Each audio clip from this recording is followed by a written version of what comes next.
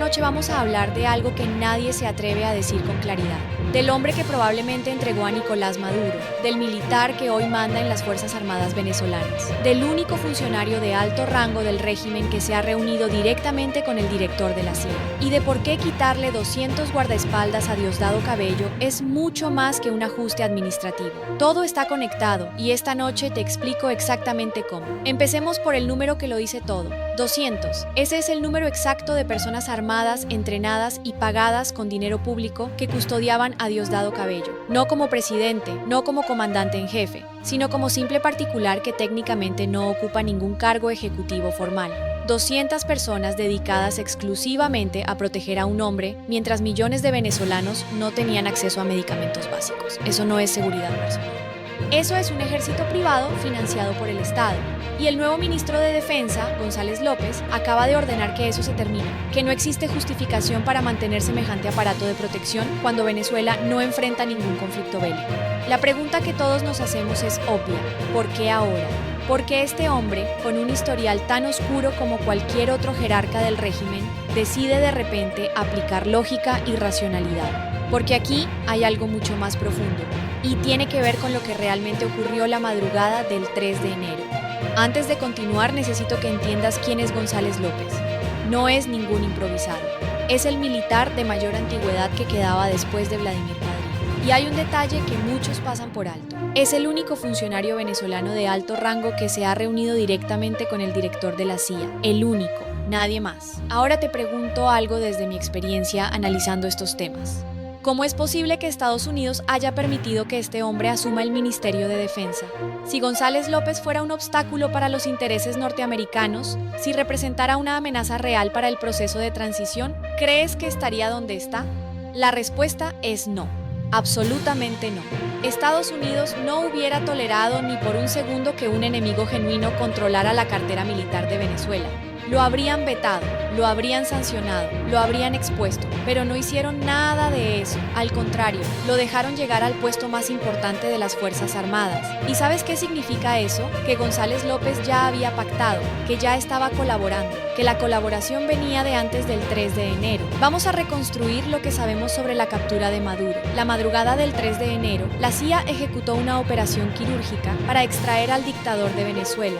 Cualquier persona con conocimiento en inteligencia militar sabe que ese tipo de operaciones requieren información en tiempo real. No basta con saber la ubicación general. Necesitas saber exactamente dónde está el objetivo, en qué habitación, con cuántas personas, cuáles son las rutas de escape. La CIA no tiene un oráculo mágico. No pueden adivinar los movimientos de alguien rodeado de seguridad las 24 horas del día. Entonces, ¿cómo lo hicieron? La única explicación lógica es que alguien desde adentro estaba informando.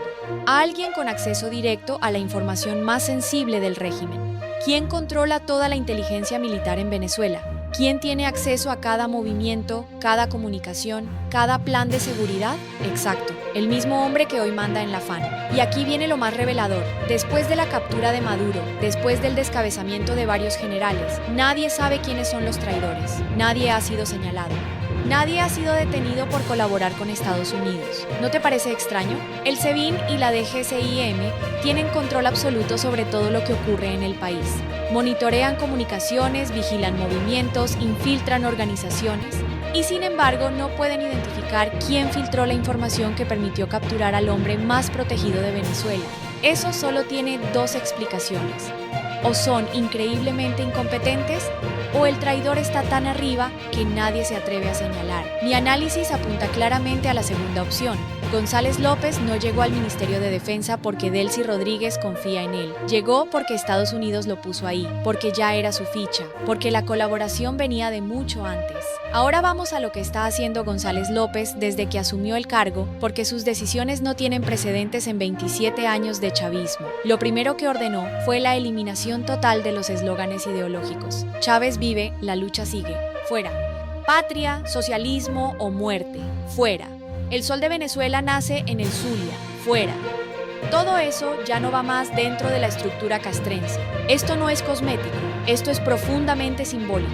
La ideología chavista penetró cada rincón de las Fuerzas Armadas durante casi 3 décadas. No se trataba de frases bonitas, era adoctrinamiento sistemático. Era la manera de garantizar lealtad absoluta al proyecto revolucionario. Y ahora el nuevo ministro dice que se terminó. Mientras González López desmonta el aparato ideológico militar, hay otra batalla que se libra en las sombras. La carta que circuló supuestamente firmada por Maduro desde prisión, palabras bíblicas, llamados a la paz, mensajes de esperanza para sus bases, todo muy emotivo y absolutamente falso. Lo digo con certeza y te explico por qué. Las prisiones federales de Estados Unidos tienen un régimen extremadamente estricto.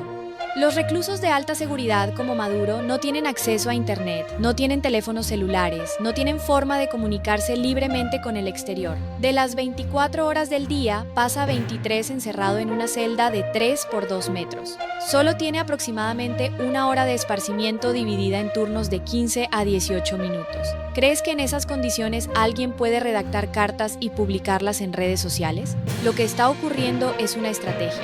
El chavismo, que todavía apoya a Maduro, necesita mantener viva la esperanza entre sus bases. Necesitan que la gente crea que el líder sigue comunicándose, que sigue dando instrucciones, porque sin eso el movimiento se desmorona completamente. Delcy Rodríguez no tiene el carisma que tenía Chávez, ni siquiera el que tenía Maduro. El chavismo de base la rechaza, la tolera porque no tienen otra opción. Entonces necesitan mantener a Maduro como símbolo, como el mártir cautivo que algún día será liberado. Y estas cartas falsas son parte de esa estrategia. Me puse a revisar los comentarios en la publicación y lo que encontré fue revelador. La gente no es tonta. La mayoría eran críticas devastadoras. Hasta los propios chavistas cuestionaban la autenticidad. Uno escribió: ¿quién será el ridículo que maneja esta cuenta llenándola de tantas mentiras? 75,000 vistas tuvo esa publicación y el rechazo fue mayoritario. Pasemos al Potro Álvarez porque esto está generando mucho ruido. La posible detención de este exministro del régimen, hombre de máxima confianza tanto de Maduro como de Cilia Flores, todavía no está confirmada al 100%, pero múltiples fuentes dentro de Venezuela aseguran que lleva varios días desaparecido, que estuvo en instalaciones del SEBIN y que actualmente permanece bajo custodia. El Potro controlaba todo el sistema de hipódromos y loterías. Estamos hablando de un flujo de dinero enorme, rifas, apuestas, juegos de azar, un negocio multimillonario que operaba con muy poca supervisión y tenía protección política directa de la pareja presidencial. Durante años fue intocable, pero ese respaldo ya no existe. Maduro está en Brooklyn. Cilia Flores desapareció del mapa y ahora sus protegidos están cayendo uno por uno. Es una limpieza sistemática. Y todo esto ocurre mientras Delcy Rodríguez consolida su posición de una manera cada vez más evidente.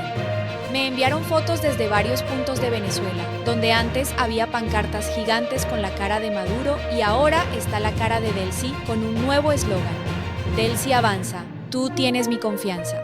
Esta mujer está reemplazando al dictador en todos los sentidos, incluso en la propaganda visual, pero sin legitimidad democrática, sin respaldo popular, sin el apoyo unánime del chavismo.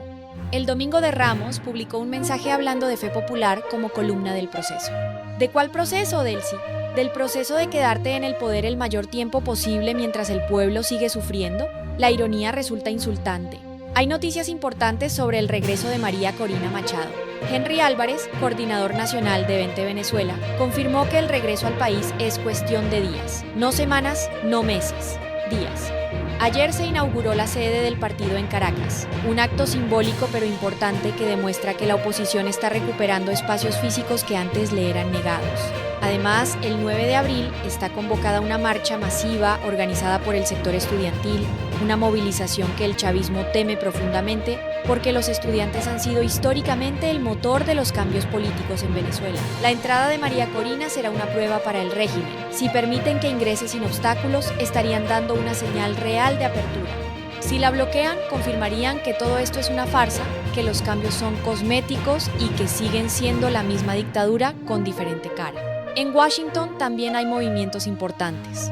El Senado está presionando a Marco Rubio para que presente el plan completo de transición con plazos concretos. La preocupación es legítima. Delcy está entregando todo lo que Estados Unidos pide. Las empresas petroleras ya operan en Venezuela. Los deportados son recibidos sin objeciones. Entonces, ¿qué incentivo tiene Washington para acelerar una transición que podría complicarse? Algunos senadores temen que la captura de Maduro haya sido suficiente para Trump y que dejar a Delcy en el poder sea una solución cómoda.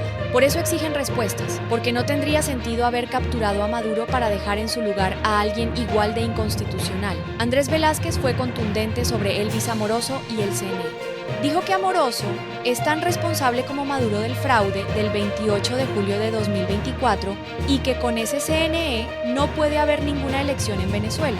Los cambios en el árbitro electoral tienen que darse ya como demostración de que avanzamos hacia una transición real, no una simulación. También hay que mencionar el conflicto entre Estados Unidos e Irán porque tiene implicaciones directas para Venezuela. La posible participación de Turquía en apoyo a Irán generaría una escalada en Medio Oriente que podría obligar a Washington a redirigir recursos militares.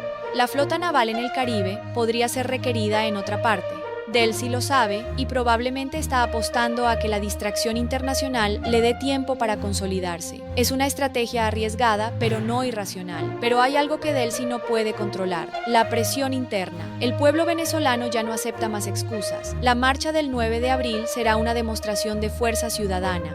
María Corina, regresando en días, añadirá presión adicional. Como dijo ella misma en Houston, vamos a hacerlo a la venezolana. Y todos sabemos lo que eso significa. González López quitándole el ejército privado a Diosdado. El Potro Álvarez probablemente detenido. La carta falsa de Maduro expuesta. Delcy consolidando poder sin legitimidad. María Corina a punto de regresar. Marco Rubio presionado para mostrar el plan. El CNE en la mira.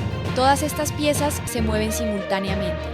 El rompecabezas de la transición venezolana se arma poco a poco, no con la velocidad que todos quisiéramos, pero con una dirección cada vez más clara. No pierdan de vista a González López. No pierdan de vista a Diosdado Cabello esta semana porque hay movimientos importantes que pronto serán evidentes. Y sobre todo, no pierdan la esperanza. Venezuela será libre. No es una expresión vacía, es una certeza basada en todo lo que estamos viendo. El régimen se desmorona desde adentro y el pueblo sigue firme en su determinación. Gracias por acompañarme esta noche. Soy Laura Salazar, nos vemos en el próximo análisis.